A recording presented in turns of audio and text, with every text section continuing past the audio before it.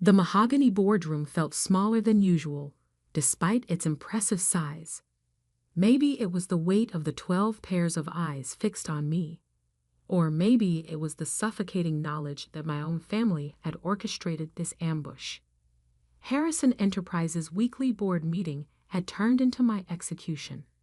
I'm Victoria Harrison, though everyone calls me Tori. At least they did, until they decided I was a liability to the family business. As I was saying, my older brother James continued, standing at the head of the table where our father usually sat. The company needs a clear direction. We can't afford distractions. His eyes flickered to me meaningfully. I sat quietly, my laptop open to the presentation I'd prepared, the one they hadn't let me give. 6 months of research into digital transformation, a complete roadmap for modernizing our family's construction empire, now destined to remain unshared. Tori's ideas about digital integration are too radical, my sister Amanda chimed in, her perfectly manicured hands folded primly on the table. We're a construction company, not a tech startup. The irony of her statement almost made me smile. If they only knew about the meetings I'd had this morning, about the papers sitting in my briefcase that would reshape the entire industry. Father cleared his throat, his silver hair catching the morning light. Perhaps we should put it to a vote. His voice carried that familiar note of disappointment he perfected over my 32 years. All in favor of removing Victoria from her position as Chief Strategy Officer? I watched as hands rose around the table. James, smirking slightly. Amanda, not quite meeting my eyes. Uncle Robert, who taught me to read blueprints when I was 10. Aunt Patricia, who'd always said I was too much like my mother. Brilliant but difficult. Even Cousin Michael, who I'd helped get his first project management role, raised his hand after a moment's hesitation. It's unanimous then, Father announced. Though he hadn't voted himself, he never did. He preferred to let others do the dirty work while maintaining plausible deniability. Don't worry, little sister, James said, his voice dripping with fake sympathy. We'll make sure your shares are properly managed. You clearly aren't equipped to handle the responsibility. I closed my laptop slowly, deliberately. Is that all? You'll need to clear out your office by the end of the day, Amanda added. We have a reputation to maintain. A reputation. That's what they were worried about. Not the fact that our biggest competitors were going digital. Not the emerging companies disrupting the market. Not the billion-dollar opportunities they were too blind to see. Of course, I said calmly, gathering my things. I wouldn't want to damage the family name.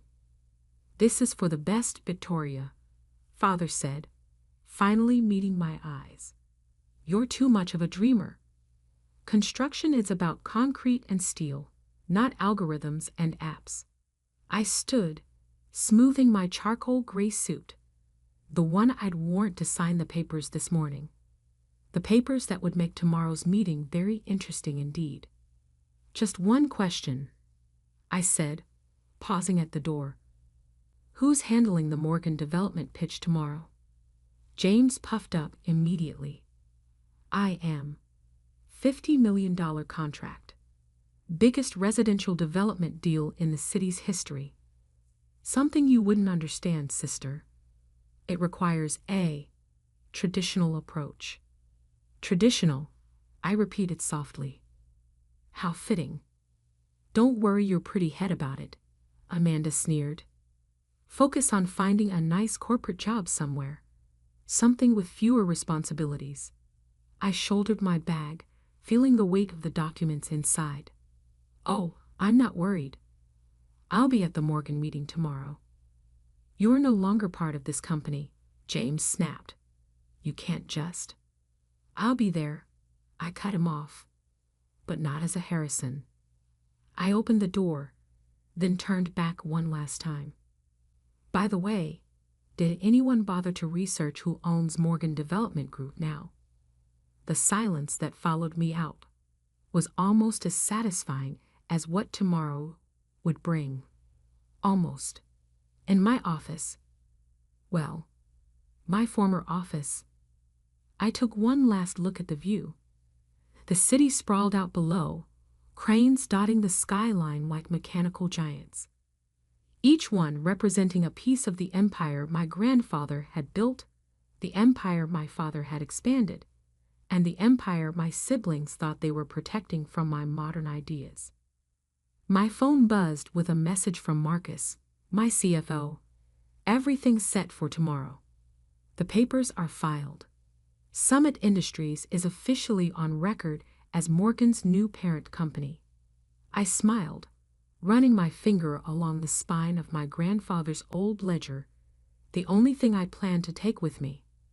He'd written something on the first page years ago. The future belongs to those who can see it coming. My family was so busy protecting the past, they never saw the future sneaking up behind them. But tomorrow, in that same boardroom, they'd learn exactly what the future looked like. And it looked like me. The next morning, I dressed with particular care, not in the conservative suits my family preferred, but in a sleek black dress that spoke of power and precision. The kind of outfit you wear when you're about to change everything. As I drove to my real office, the penthouse suite of the city's newest smart building, I thought about the last family dinner before today's vote. The way they'd laughed when I talked about digital transformation. Construction is about bricks and mortar, James had declared. Leave the computers to the tech nerds. My phone lit up with updates from my team. Summit Industries' acquisition of Morgan Development Group was still under wraps, known only to a select few. The timing had to be perfect. Victoria, my executive assistant Michael, greeted me as I entered my actual office. The Morgan team is ready for their preliminary meeting. I nodded, taking in the wall of screens displaying real-time data from construction sites worldwide. Sites my family didn't know I controlled. And Harrison Enterprises. James just arrived at Morgan's offices for what he thinks is the pitch meeting. He's about to learn it's been moved to their main conference room. I smiled. Make sure our team is in position. I want everything recorded. The Morgan building's main conference room was designed to intimidate. Floor-to-ceiling windows offered a panoramic view of the city, including several Harrison Enterprises construction sites. Sites that would soon be under new management. I took my seat at the head of the table, hidden behind the conference room's smart glass walls. Currently frosted, they would turn transparent at the touch of a button. Timing was everything. James arrived first, strutting in with his presentation folder and his usual arrogance. Amanda followed, carrying the scale models they still used for pitches. So old school, so predictable. Father entered last, looking imperial in his custom suit. They arranged themselves around the table, not noticing the cameras discreetly recording everything. Morgan's running late? Amanda asked, checking her watch. Actually, I said, pressing the button that cleared the smart glass, revealing my presence. They're right on time. The look on their faces was priceless. James dropped his folder. Amanda's perfect posture crumpled. Father just stared. What are you doing here? James demanded. This is a private meeting. Is it? I opened my laptop, connecting it to the room's display system. Let's talk about privacy, shall we? About private companies, private acquisitions, and private transformations.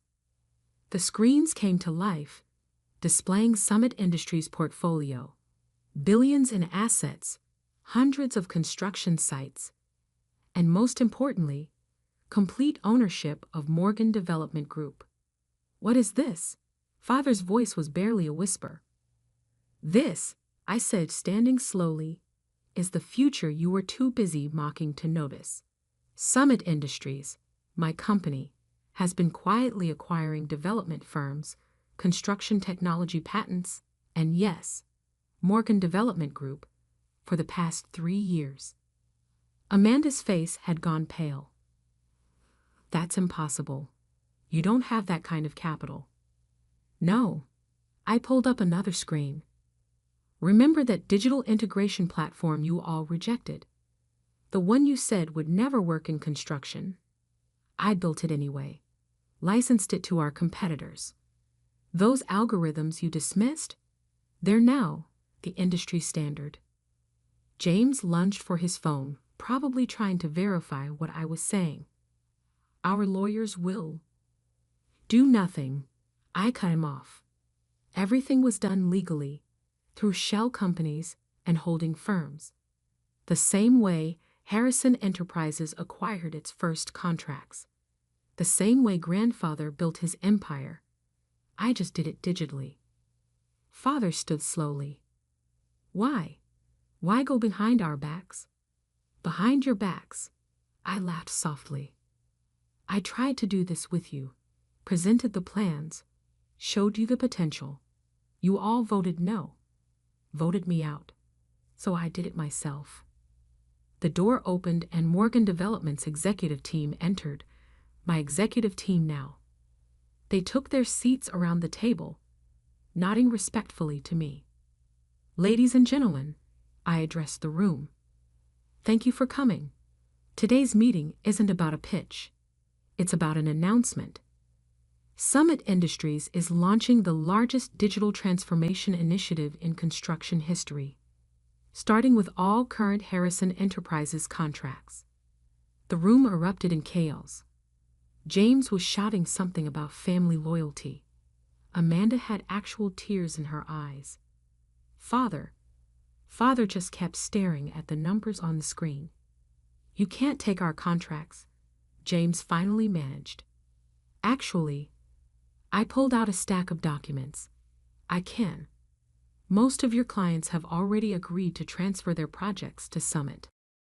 They prefer our modern approach, our real-time monitoring, our cost-saving technologies. All the things you said would never work in construction. This will destroy the company, Amanda whispered. No, I corrected. This will force it to evolve. You have 2 choices.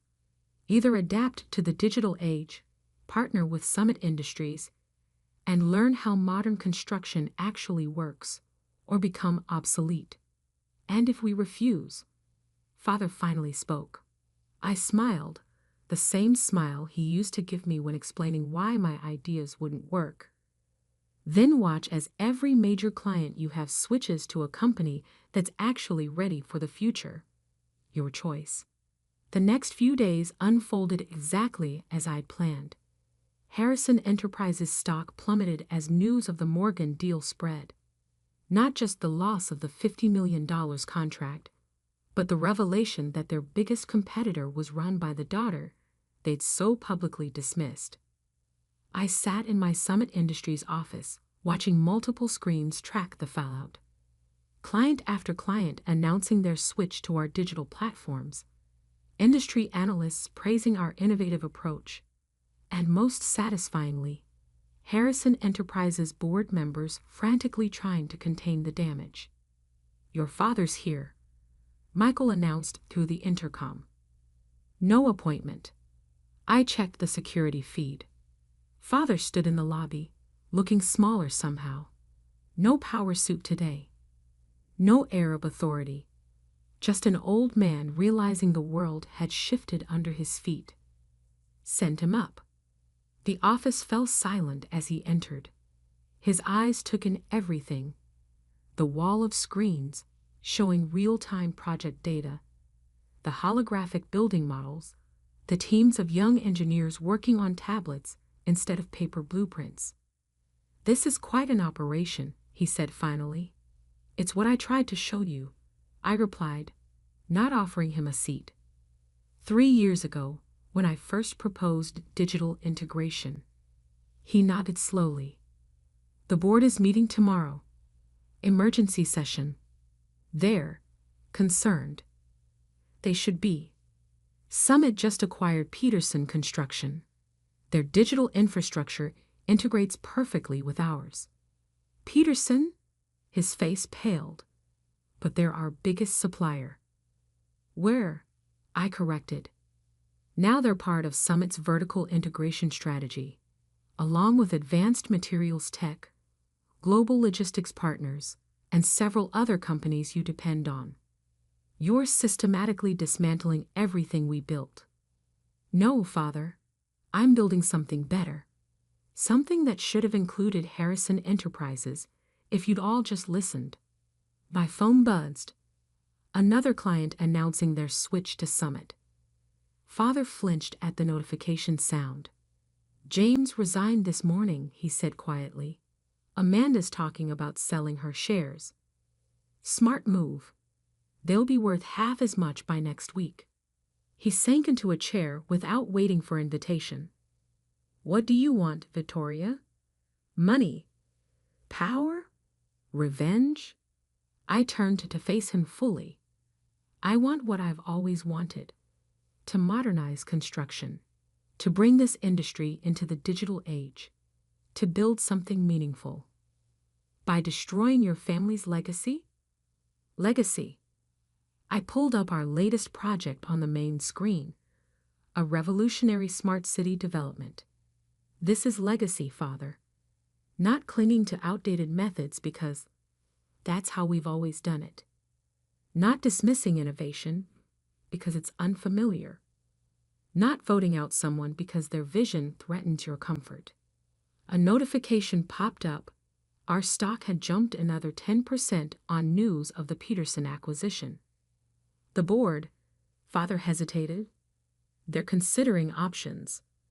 Merger possibilities. I smiled. You mean they're hoping Summit will absorb Harrison Enterprises?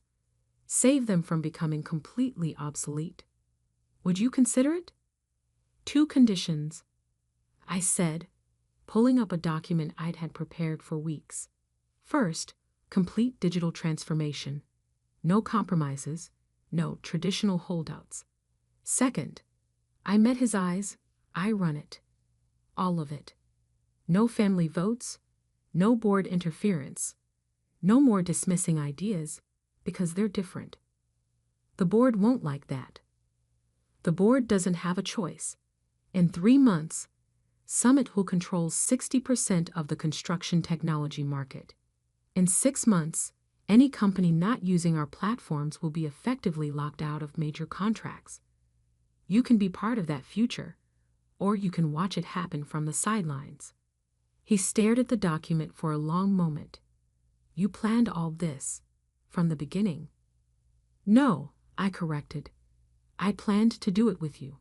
You all chose to make me do it without you. My phone buzzed again. Pictures from James clearing out his office.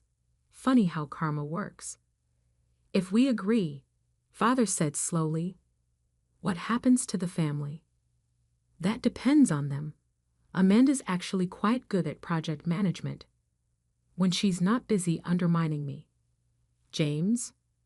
Well, James should probably explore other opportunities. And you? Yes? You get to decide if you're ready to learn from your daughter. To admit that maybe, just maybe, the quiet one in the family meetings actually knew what she was talking about. He stood, straightening his jacket, a nervous habit I'd never seen before. The board meets at 9 tomorrow. I know. I own the building they're meeting in. As he turned to leave, he paused. Your grandfather, he would have been proud. Grandfather left me his private journals, I revealed. He wrote about seeing the future of construction, about wanting to modernize. You all were too busy protecting his old methods to realize you were betraying his actual vision. The door closed behind him softly. I turned back to my screens, to the empire I'd built while they thought I was failing. A message popped up from my team. Morgan Project groundbreaking ceremony next week. Press wants to know if Harrison Enterprises will be mentioned in the announcements. I thought about family, about legacy, about the future my grandfather had dreamed of. Yes, I typed back. Tell them it's a story about evolution, about how sometimes you have to tear down the old foundation to build something stronger. Because success isn't just about proving people wrong, it's about proving yourself right. And sometimes the best revenge isn't destruction, it's creation. The family that voted me out, they'd learn that lesson tomorrow. And every day after, as they watch their quiet disappointment reshape an entire industry. I picked up my grandfather's old journal, reading his final entry. The future belongs to those brave enough to build it. Looking out over my city, at the cranes and buildings bearing my company's logo, I smiled. The future belonged to me now. And I was just getting started.